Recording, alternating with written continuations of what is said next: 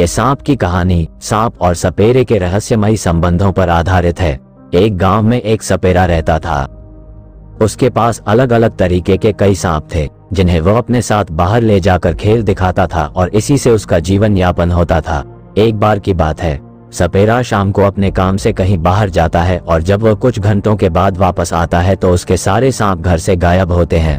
वह चारों तरफ नजर घुमाता है और उसे एक व्यक्ति का जूता पड़ा हुआ दिखाई देता है और वह समझ जाता है जरूर यहाँ कोई आया था जो मेरे सांप ले गया। लेकिन सांप उसके लिए केवल जीव जंतु नहीं थे, बल्कि वह तो उन्हीं पर आधारित था और उसकी रोजी रोटी सांपों से ही चलती थी। सपेरा अपने पड़ोसियों से जाकर पूछता है, लेकिन किसी भी पड़ोसी को कुछ पता नहीं कि कौन सपेरे के घर में आया और उसके यहाँ चोरी कर सांप ले गया। सपेरा नया काम भी नहीं जानता था, अब उसे तो सांपों से प्यार था, इसलिए उसका सारा जीवन सांपों के आसपास से गुजरता था। सपेरे ने दुख की वजह से खाना तक नहीं खाया और सारी रात दुखी होकर रोता रहा। उसकी तो दुनिया ही उजड़ चुकी थी, लेकिन वह सोचने लगा, मुझे अपना जीवन चलाने के लिए कोई न कोई काम तो करना ही होगा। क्यों ना मैं जंगल से लकड़ी लाने वाला काम कर लूं, वही मेरे लिए उत्तम रहेगा। और वह जल्द ही इसे सुबह उठकर जंगल के लिए निकल जाता है।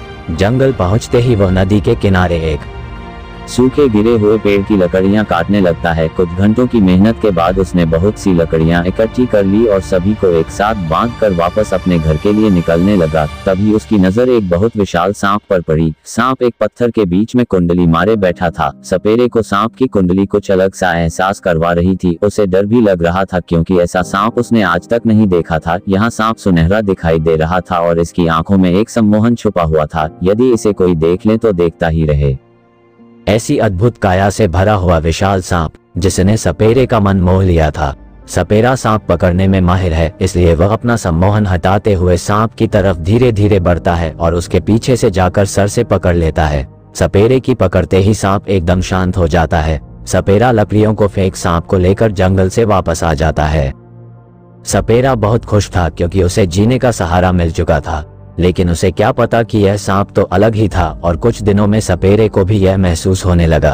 एक दिन सपेरा अपने घर की मरम्मत करने के लिए मिट्टी खोदने अपने घर के आंगन आता है, लेकिन उसका सांप कुंडली मारे आंगन में बैठा होता है। उसे ताज्जुब होता है क्योंकि सांप को तो इस वक्त अंदर होना चाहिए था।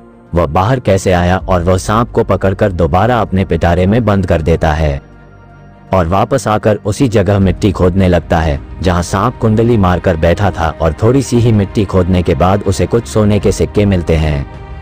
उसे देखते ही वो उछल पड़ता है। इतना सारा धन उसने आज तक नहीं देखा था। वो सोने के सिक्के लेकर अपने घर के अंदर चला जाता है और सोचने लगता है, अगर एक जगह ये सिक्के मिले हैं तो हो सकता है और भी जगह यह मिल सकते हैं। और वह बाहर जाकर के पूरे आंगन की मिट्टी खोद डालता है, लेकिन वहां मिट्टी और कंकड़ के अलावा कुछ नहीं मिलता। सपेरा हिम्मत हार अंदर चला जाता है और कुछ देर तक बैठे रहने के बाद उसके दिमाग में विचार आता है, कहीं ये सांप का तो चमत्कार नहीं है, क्योंकि जिस जगह पर सोने की पोटली मिली वह सांप वही कुंडली मारकर बैठा था। और उसका दिमाग चलना शुरू हो जाता है। वह तुरंत सोचता है, जब जंगल में सांप मिला था तो वहां भी कुंडली मार के ही बैठा था, हो सकता है उसके नीचे भी कुछ धन मिल जाए। और वो कुदाल लेकर जंगल की ओर निकल जाता है और उसी चट्टान के पास पहुंचता है जिसके ऊपर वो सुनहरा सांप बैठा था और उस पत्थर को हटाने के लिए जोर लगाने लगता है, लेकिन वह पत्थर हटाना उसके बस की बात नहीं थी। वो बहुत बड़ी चट्टान थी, लेकिन उसके मन में लालच का बीज आ चुका था। उसे तो अब किसी भी हालत में धन चाहिए ही था। उसने वही जंगल में ही कुछ वनवासी लोगों की मदद से वह पत्थर उस जगह से हटा दिया और उन लोगों के सामने वहां खोदने भी लगा। और कुछ ही समय में वहां से बहुत बड़ा पीतल का संदूक निकला। संदूक देखते ही सपेरे के चेहरे में खुशी का ठिकाना ना था, लेकिन वह भूल गया था कि उसने वनवासियों के सामने ही यह खोजा था। और सपेरा जैसे ही संदूक खोलता है उसमें हीरे जवाहरात अशर्फियां भरी होती है। तभी अचानक वनवासियों का समूह सपेरे को पकड़ लेता है। वनवासी जंगल को अपना देवस्थान मानते थे और वहां से कोई भी चीज किसी को ले जाने नहीं दे सकते थे।